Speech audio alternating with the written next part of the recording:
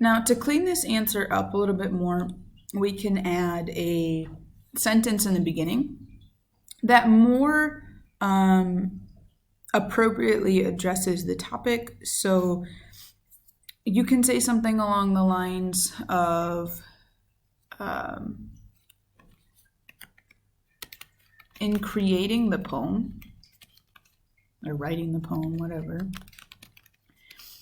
Keats chose to have the same rhyme scheme for the first 4 lines of each stanza, but the last 6 lines of each stanza varies slightly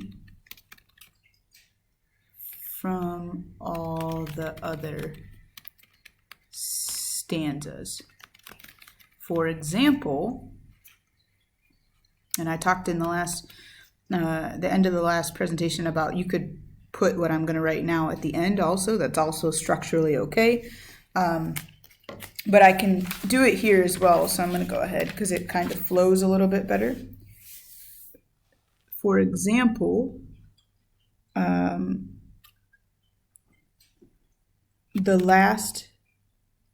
the rhyme scheme of the last 6 lines takes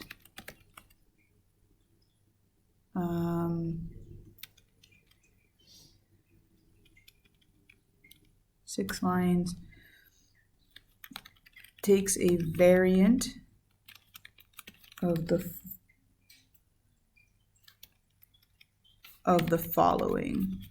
And then I would just give the examples that you found, again, that were also in the notes: C, D, E, D, C, E, C, D, E, C, E, D, or what's the last one? C, D, E, C, D, E. Yeah, that's right. And then you have your warrant, which is the part that we wrote in the beginning. Okay, so this would be a full answer for number 4. And I know some of you are saying, well, I can just write the direct answer to the question. Yeah, you're right. Technically speaking, you probably could do that. But the reason why I'm so adamant that you have to have a claim, you have to have evidence, you have to have a warrant, is because when you go to write a paper, this is how you need to address your paper. And if we don't push these things now, when you do a larger assignment for me, or when you do a larger assignment in college, you'll struggle because you'll want to just, here's the information, I can't write more.